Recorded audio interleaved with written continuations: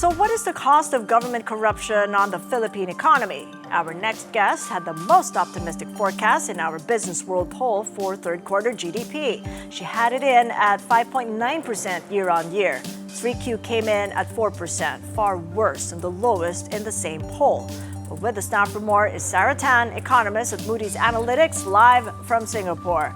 Welcome back to the program. Good to see you again, Sarah. Hi, Katie. Nice to be back. Right, none of those in the Business World poll got it spot on. Even the lowest at 4.3% was still 0.3 percentage points higher than the actual. And you were at the far end of that, the most optimistic. Where are you now then with fourth quarter GDP following the miss in 3Q? Yeah, we were quite optimistic in Q3 growth because the conditions in the third quarter should have supported stronger domestic activity, such as things like low inflation and easing borrowing costs. But as you've seen, unfortunately, things turned the other way. As for the full year growth, all that downward revision led to about a 5.1% growth for the full 2025, and that's going to be below the government's growth target of 5.5 to 6.5%. So if so, what sort of a target range then should the government revise down to? Yeah, I think, the government has been slowly revising down their growth target range for over the past few, years. Before that, it was higher than the current range of 5.5 to 6.5. And I think, the rate around 5% will be more manageable for the country. All right, let's get us up to speed then in the ASEAN, because this pretty much changes most things. When you look at the snapshot of third quarter results across ASEAN, and you cover the Asia Pacific as well, neighbors such as Vietnam and Indonesia in the uptrend. What are they doing right? What can you say about their kind of economic growth? Now that we've fallen fourth on the list that you see on screen, what can we do to get back again?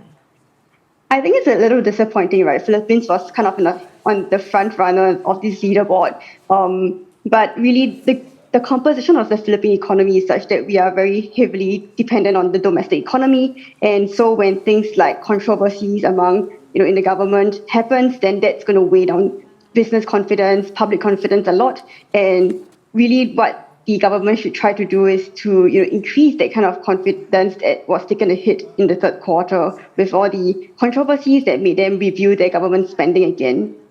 Well, we've got Christmas up ahead of us. I know that you wrote in your report that conditions could have supported stronger domestic activity, but as we've seen, it didn't. Could the Christmas season bring that back to a point where we could be confident that maybe consumer spending is getting to recover?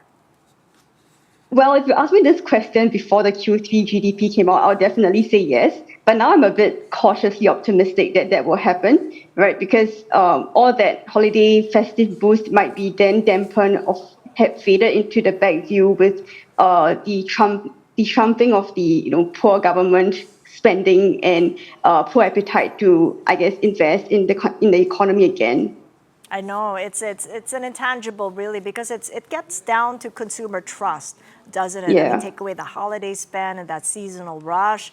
That's what caused the slippage in third quarter GDP, the intangibles such as consumer trust and, most importantly, investor confidence. So at this stage, what kind of strategic interventions do you think the government may have to do to get back in the game?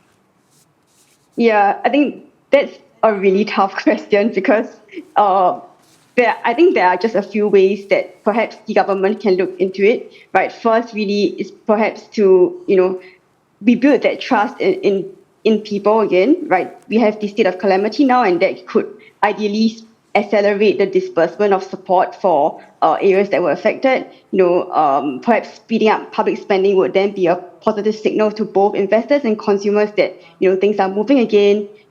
Ensuring stronger transparency and accountability will also help to restore confidence. I think another thing that I want to mention is the agricultural sector. Right, the Philippines is very vulnerable to weather shocks, right? As you guys would know, and so targeted support for the sectors that were hit by the recent typhoons would then help to support and stabilize income and hopefully prevent another drag on the domestic demand. Right, and at a point where we're under a state of calamity since November 7th, and that's something that you have yet to input in your latest report. How Yeah. do you think that might provide a sort of maybe a stabilizing effect? Because that state of calamity period is going to last until next year to account for Yeah. future typhoons and other calamities.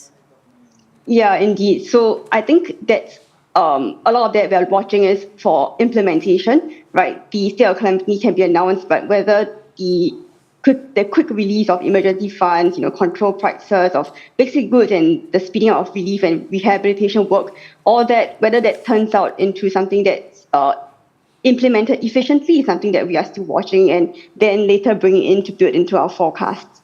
Right, because it's difficult when you see those protests. It really Yeah. says a lot about that lack of trust that we just talked Yep. about. The street protests, they've carried on since September 21st, and the Mm. big one might happen on November 30th.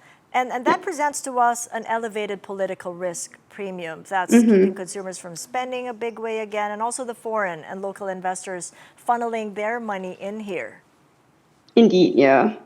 So, what sort of an impact might that have in terms of maybe capital and in the way it goes in and out of the country? We're watching the stock market very closely, now hovering at lows we hadn't seen in more than Yep. 5 years, and the peso at 59, just pulling a little bit back from its weakest in history. Yeah, indeed. I think it's worrying in the sense that all these add on to the kind of already dampened confidence in the economy. It could cause an acceleration and pullback in investment, capital outflows. But as you mentioned, hopefully the state of calamity will kind of stabilize that a little bit to show the government's commitment to work towards, stabilizing what's happening in the country right now. All right, final question. For the fourth quarter, would you be tipping for then, Sarah? Yeah, I think we are around 5.2% for the fourth quarter. Yep. All right. Well, I hope the Dev is listening because they wanted to achieve the fives. And there you are at 5.2%. Thank you so much Yeah, for the let's hope. update. All right. Sarah Thank Tan you. of Moody's Analytics live from Singapore.